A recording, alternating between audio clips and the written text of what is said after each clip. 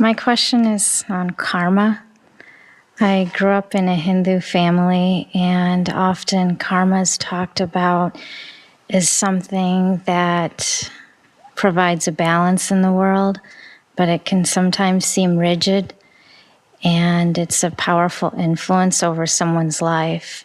And when I listen to you speak, I feel so much peace and so much hope. And you talk about presence and being as the keys to enjoying form and creating positive circumstances in your life or softening circumstances. And I wanted to know how karma fits into all of that, because there seems to be places in the world where there's not a lot of resources, where there's a lot of brutality.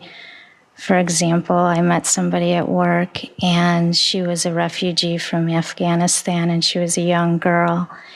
And the interpreter had told me that her brother and her father were killed in front of her, and she had another brother taken. And then I later learned that a lot of times the Taliban doesn't take the young boys to fight. They take them and they use them as sex slaves. And when I hear about stories like this, I just wonder how I can stay aligned with love or trusting the universe when I'm not able to see through your eyes yet. And how do you hold both? Thank you. Thank you.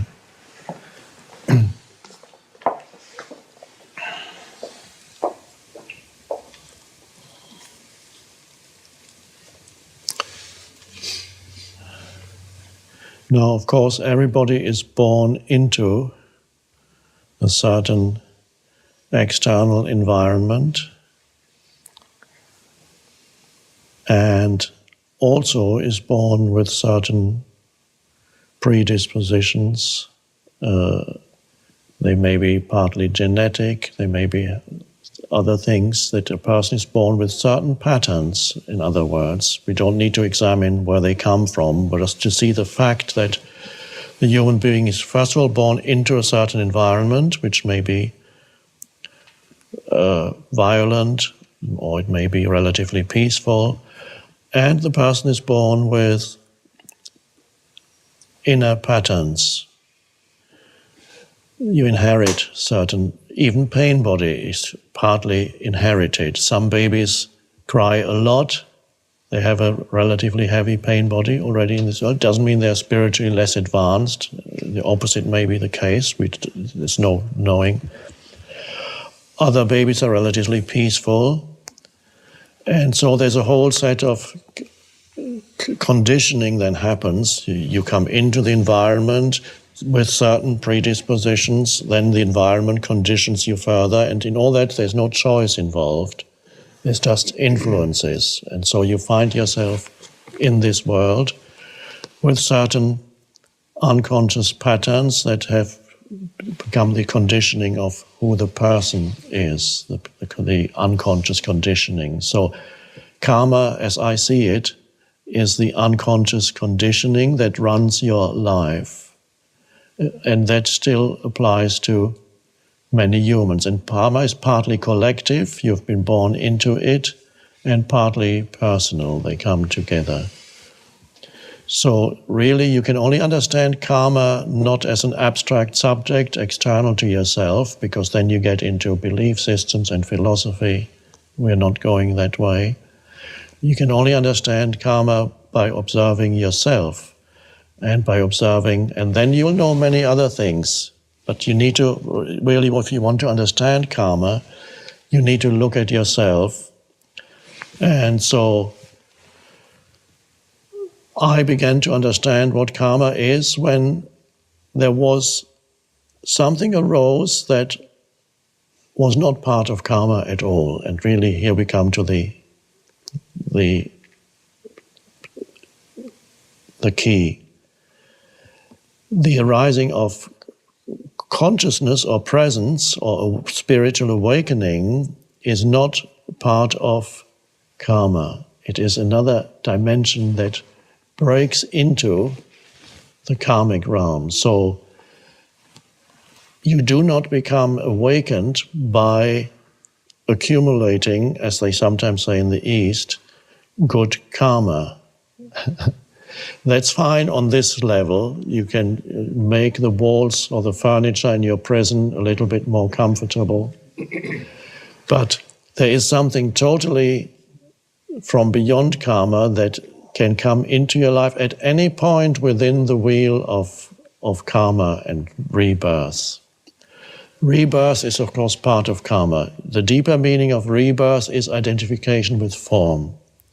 We don't need to even believe in transmigration or whatever. You can look at rebirth in your own life.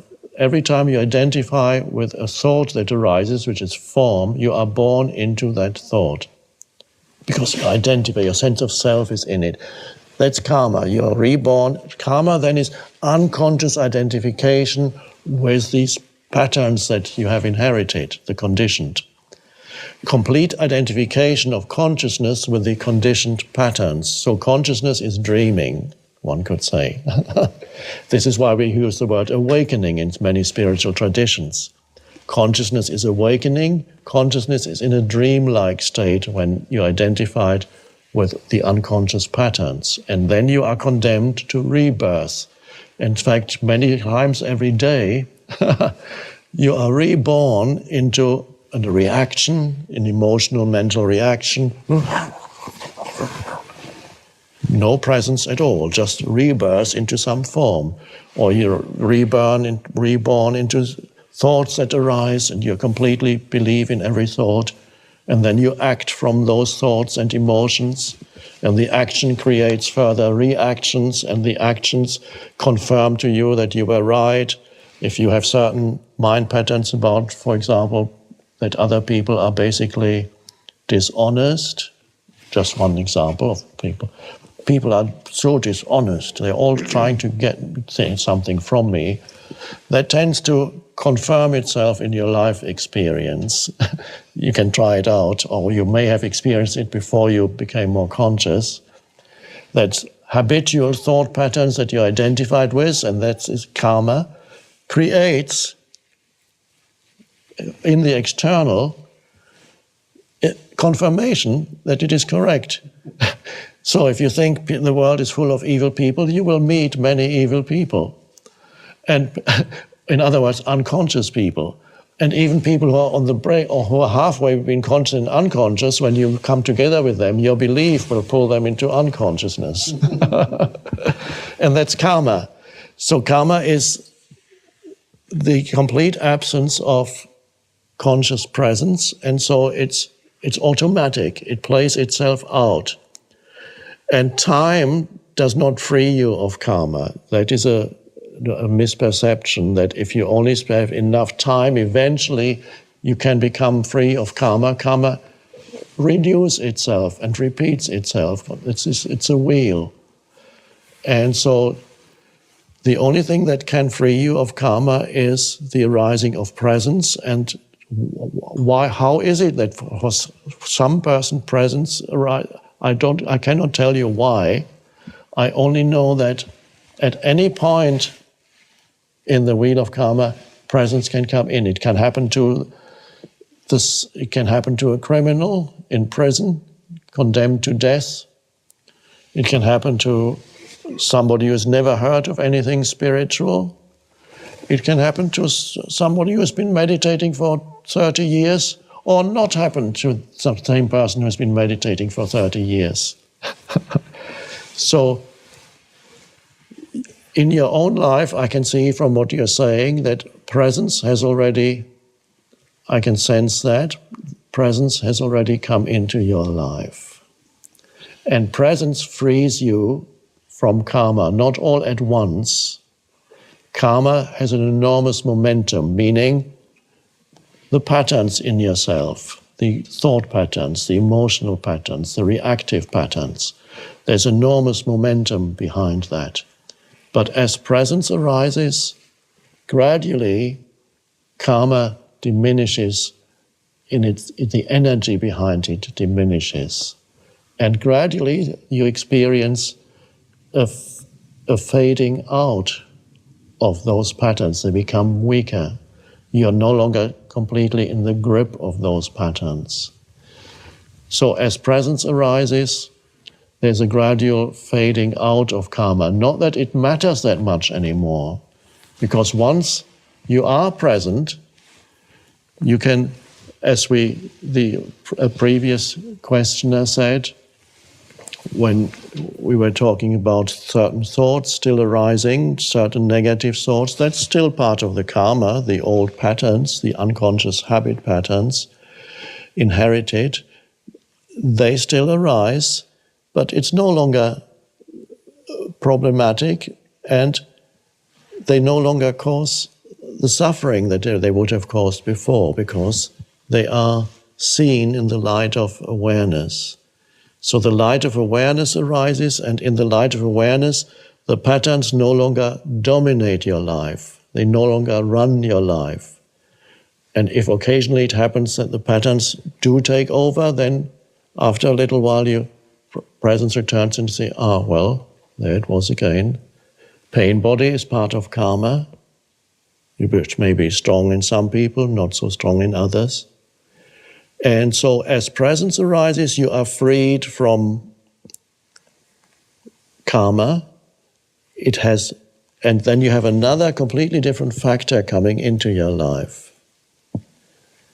And so, for example, for a person to become free of collective karma, you need a considerable amount of presence for that to come in, to remove, and it then will remove you in one way or another, either internally, you find yourself completely free, you might still live in a violent society, but internally you would be free. There is a possibility you can have a holy man or woman living surrounded by violence. It's possible. It's rare, but possible. Or very often it happens that life removes you out of there and you find yourself somewhere else. So let's say vast collective karma, for example, in the case of, let's say, you have the Taliban there, you have all kinds of unconscious movements, you had Soviet communism, you had National Socialism in Germany, and for a person being born into that and not being drawn into that unconsciousness requires considerable presence. So not that many people, for example, in Germany, when Hitler came to power, not many people were able to remove themselves. Some were. Some artists, some writers, they left, they could see what was happening, and they were strong enough not to be identified with the collective when there had been a tradition of obedience to authority for hundreds of years, a tradition of following your leader, and so on. To take yourself out of that, collective karma requires considerable presence, but some people had it.